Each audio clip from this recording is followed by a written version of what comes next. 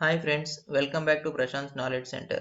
మనం ఈ వీడియోలో ఎంఎస్ ఎక్సెల్లో ట్యాక్స్ ఇన్వాయిస్ ఎలా చేయాలి అనేది చూద్దాం. ఇంతకుముందు వీడియోస్లో ఎంఎస్ వర్డ్లో ఎలా చేయాలి అనేది చూసాము.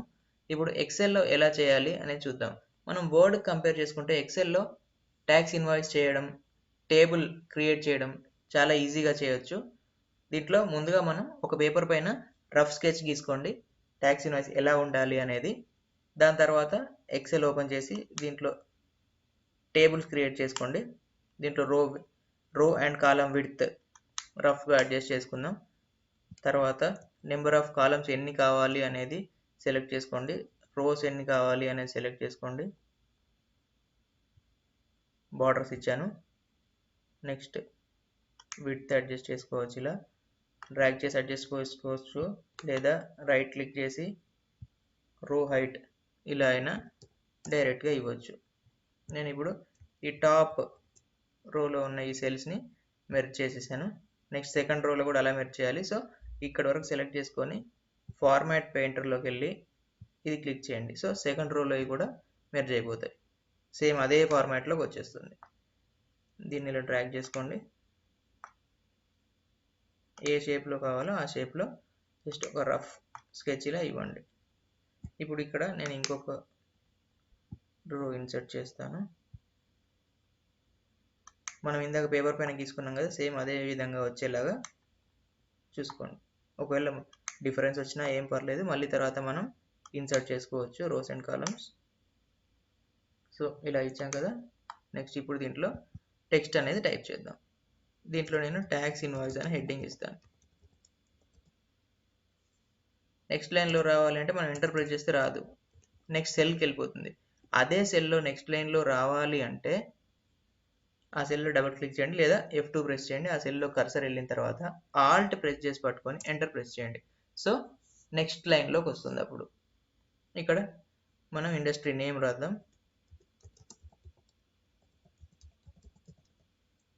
నెక్స్ట్ లొకేషన్ రాద్దాం. Alt enter. ఇలా రాసాం కదా. ఇప్పుడు దీన్ని ఫాంట్ని ఎడిట్ చేసుకుందాం. బోల్డ్లోకి రావాలంటే కంట్రోల్ B, సైజ్ మార్చుకోవాలనుకుంటే సైజ్ మార్చుకోవచ్చు. దీన్ని బోల్డ్ చేశాను. సైజ్ ఒక 20 ఇస్తాను కంపెనీ నేమ్కి.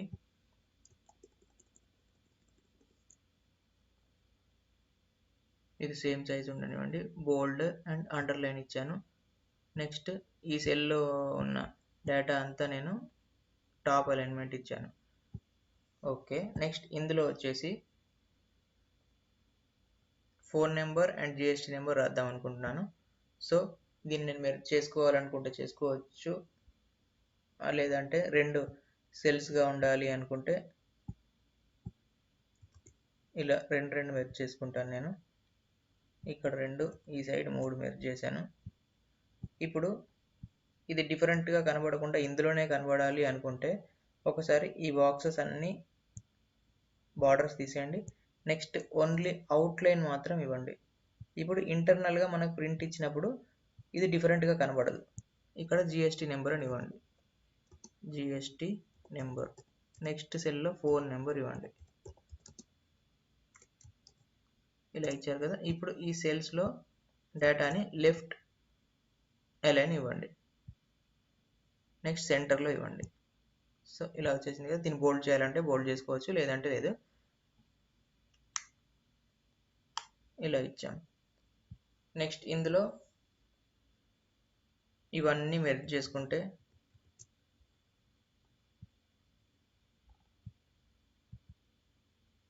మనం name, bill number, bill date అవి రాసుకోవచ్చు.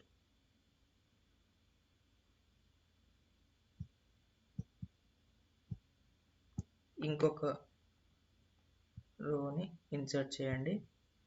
దీని కొద్ది హైట్ తగ్గించేయండి. దీన్ని కూడా మెర్జ్ చేసేద్దాం.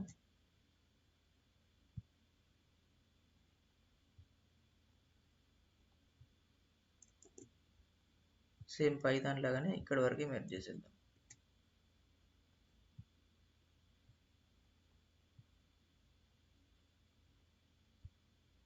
సేమ్ ఇదే ఫార్మాట్లో చేయాలనుకుంటే ఫార్మాట్ పెయింటర్, ఇక్కడ ఇచ్చేయండి. నెక్స్ట్ దీన్ని తీసుకొని ఫార్మాట్ పెయింటర్లోకి వెళ్ళండి, ఇక్కడ ఇచ్చేయండి. ఓకే, ఇప్పుడు దీంట్లో కూడా ఓన్లీ అవుట్లైనే రావాలి అనుకుంటే నో బార్డర్స్ ఇవ్వండి. ఒకసారి అవుట్లైన్ సెలెక్ట్ చేస్తే మనకు ఓన్లీ అవుట్లైన్ మాత్రమే కనబడుతుంది. ఇందులో ఇక్కడ బిల్ నెంబర్ అని ఇవ్వండి. నెక్స్ట్ దాంట్లో డేట్ అని ఇవ్వండి. ఇలా మనకు అండర్లైన్ చేసినట్టు రావాలి అనుకుంటే డాట్స్ ఇచ్చేయండి.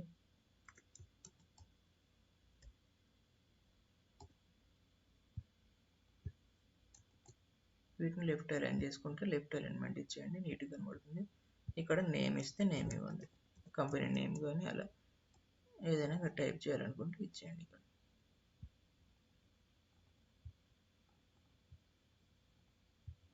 ఇలా ఇచ్చేసి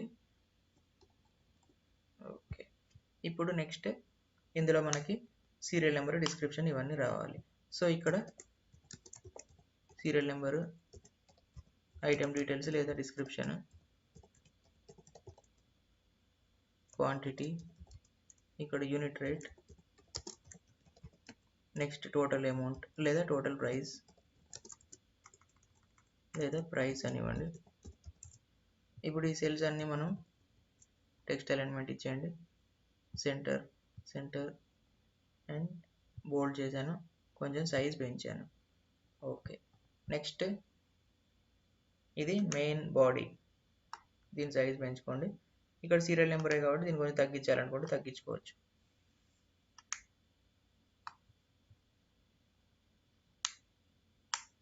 ఇలా ఇచ్చేసాం. ఇక్కడ నెక్స్ట్ నేను ఇక్కడ బిల్ ఇచ్చాను, ఇక్కడ నేను జిఎస్టీ, సిజిఎస్టీ, ఎస్జిఎస్టీ అని రాసుకోవాలి. సో సి క్యాపిటల్స్లో ఇద్దాం, సిజిఎస్టీ దాంట్లోనే రావాలి కాబట్టి ఒకసారి F2 ప్రెస్ చేయండి, ఆల్ట్ ఎంటర్, నెక్స్ట్ లైన్లో వస్తుంది.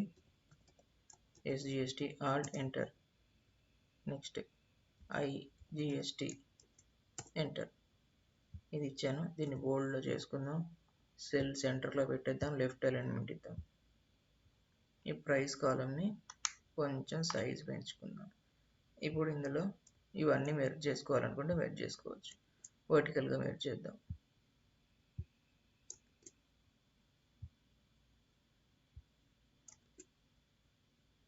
ఇలా మెర్జ్ చేసాం కదా.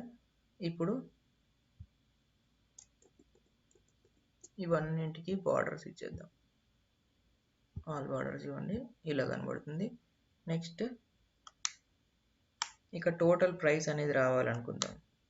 అప్పుడు ఇక్కడ వరకు మెర్జ్ చేసేయండి, లేదా ఇక్కడ వరకు చేయాలనుకుంటే ఇక్కడ వరకు చేయండి.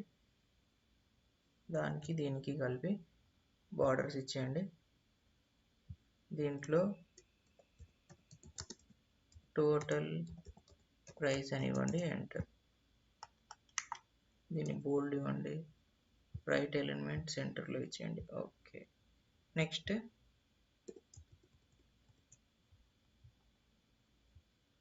ఈ కింద కూడా మనం ఎలా కావాలంటే అలా డిజైన్ చేసుకోవచ్చు. ఇక్కడ ఏదైనా టైప్ చేయాలనుకుంటే టైప్ చేసుకోవడానికి.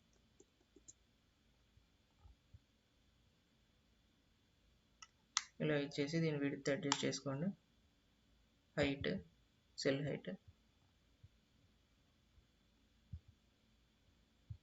దీంట్లో వచ్చేసి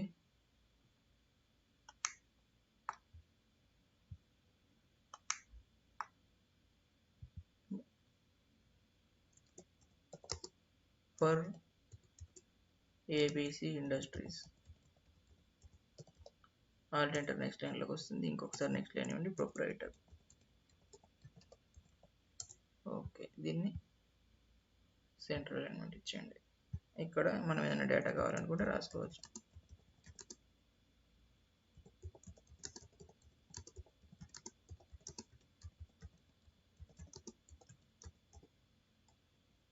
నెక్స్ట్ లైన్లో మనం ఇంకేదైనా రాసుకోవాలనుకుంటే రాసుకోవచ్చు.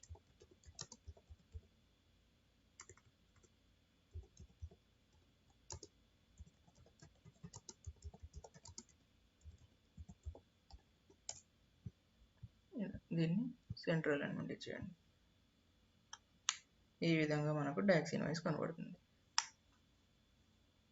దీన్ని మనం ప్రింట్ ప్రివ్యూ చూడాలనుకుంటే ఎలా ఉంటుందో చూడాలి అంటే పేజ్ లేఅవుట్లోకి వెళ్ళండి, సెట్ ప్రింట్ ఏరియా ఇవ్వండి. సెట్ ప్రింట్ ఏరియా ఇచ్చి ఇక్కడ ఈ ఐకాన్ ఉంది కదా, పేజ్ బ్రేక్ ప్రివ్యూ, దీన్ని క్లిక్ చేయండి. సో ఇక్కడ వరకు మనకు ప్రింట్లో వస్తుంది అనేది కనబడింది. లేదా మనం పేజ్ బ్రేక్ ప్రివ్యూ ఇచ్చి ఇక్కడైనా మనం పేజ్ సెట్ చేసుకోవచ్చు. ఇందులో నెక్స్ట్ కంట్రోల్ P ప్రెస్ చేయండి. P ప్రెస్ చేసి ప్రాపర్టీస్లోకి వెళ్ళి పేజ్ లేఅవుట్లో మనకు పోర్ట్రైట్ కావాలి, పోర్ట్రైట్ ఇచ్చాము. నెక్స్ట్ పేజ్ సైజ్ వచ్చేసి ఏ సైజులో కావాలని చూద్దాం. A4 కావాలనుకోండి, A4 సెలెక్ట్ చేసుకోండి, ఓకే ఇవ్వండి.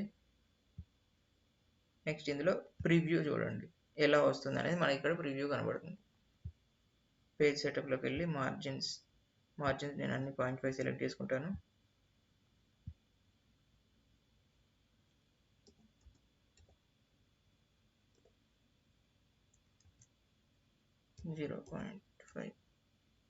హారిజంటల్ అంటే మనకు హారిజంటల్గా పేజ్ సెంటర్లో వస్తుంది అనమాట. అంటే ఈ సెల్స్ అనేది ఈ పక్క జరిగి మనకు సెంటర్లో వస్తుంది. ఇప్పుడు నేను పేజ్ సెటప్లోకి వెళ్ళి ఇందులో జూమ్ సైజ్ పెంచుతాను, 140 ఇచ్చాను. సో ఇలా వచ్చింది. కొంచెం తగ్గించి చూద్దాం, 130 ఇచ్చాను. సో ఇలా ఫిట్ అవుతుంది. ఇక్కడ కొంచెం మన కింద గ్యాప్ ఎక్కువ మిగులుతుంది కాబట్టి ఈ ఏరియా మనం కావాలంటే పెంచుకోవచ్చు.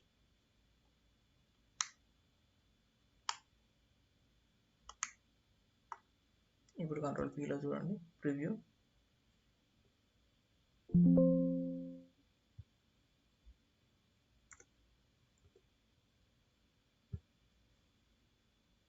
ఇంకొంచెం కావాలన్నా కూడా పెంచుకోవచ్చు మనం.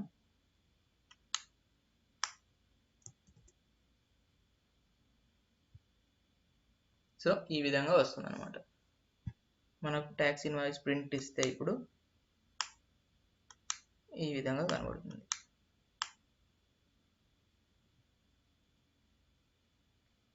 సో ఇది ఎక్సెల్ షీట్లో ట్యాక్స్ ఇన్వాయిస్ ఎలా చేయాలి అనేది.